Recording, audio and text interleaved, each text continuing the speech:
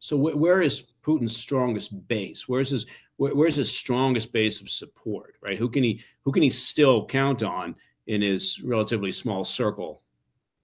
So Vladimir Putin himself, as a person, is incredibly, increasingly over time, paranoid. He doesn't go out. He doesn't meet with people. He meets with probably 3 to 5 people a day. And in fact, there's speculation, significant speculation in the Ukrainian press, that in fact the person who flew to meet with the U.S. president in Alaska is not Putin. It's probably a body double. And to be fair, I don't think that's totally unreasonable to believe. As somebody who spent my master's degree, my PhD, both dissertations were specifically about the Putin regime. He, even when he goes to Kazakhstan, which is a friendly country, they build in-depth bomb shelters so it can sustain long-term bombing campaigns on the Russian embassy. That's in Kazakhstan. Do you think he would just fly to a U.S. military installation? I think it's very unlikely. He, one, is terrified of germs. Anyone that meets with Putin has to stay in quarantine for over 2 weeks in a hotel that's owned by the government. They don't meet with anyone. So They you're never see saying, their food. Yes. I'm sorry for interrupting, Jason. I find this fascinating. So you say it's not out of the realm of the possible that whoever sits down with Trump at the summit is not actually Putin. I think it's a reasonable chance. I mean, let's look at this. I'll give you an example.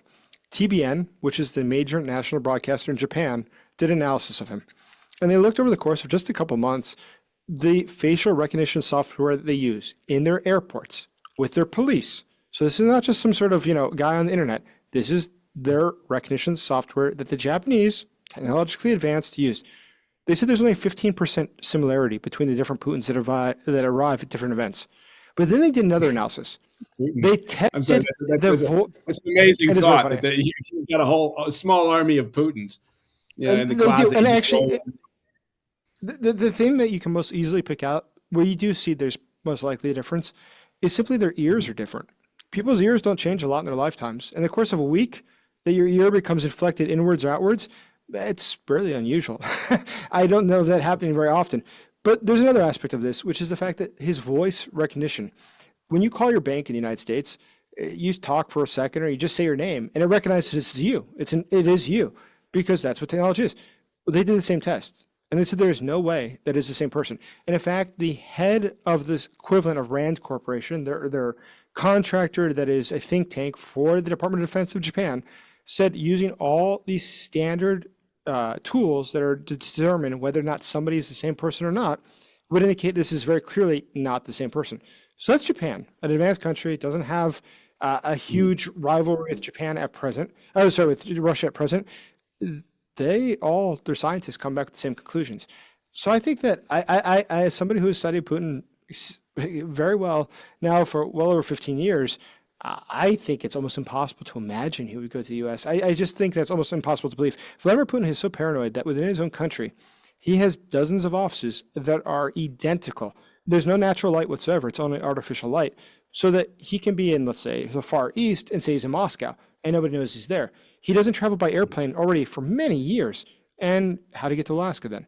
For many years, he's in travel because he understands Stinger missiles can take down an airplane very easily. He understands very well that a lot can go wrong there. If you fly into a country like the U.S., does he consider the U.S. president to be predictable? No, he doesn't. So how about if the negotiations go badly? He says, arrest him. He's broken the law internationally. He fears that. He doesn't know what's possible.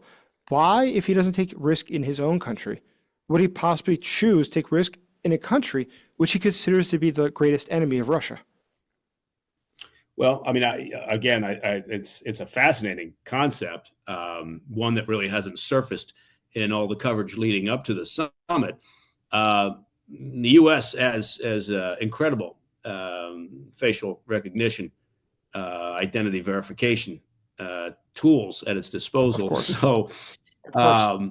I mean, let's play this out for just a second. So, if you run the facial recognition past there, and with some certainty, you realize that the fellow who's arrived with his delegation from the Kremlin at the summit is not the real Putin. He's what do you even call him? A faux Putin. And do you continue the dialogue under the theory that he's got the authority to carry on a summit conversation, or do you call him out, which would be an amazing moment in modern history? Hey, thanks for tuning in. If you enjoyed this video, don't forget to hit that like button and leave a comment, a really positive, nice, and kind comment. That would be appreciated. And if you're not already subscribed to our channel, make sure to subscribe and turn on notifications so you don't miss any of our daily updates.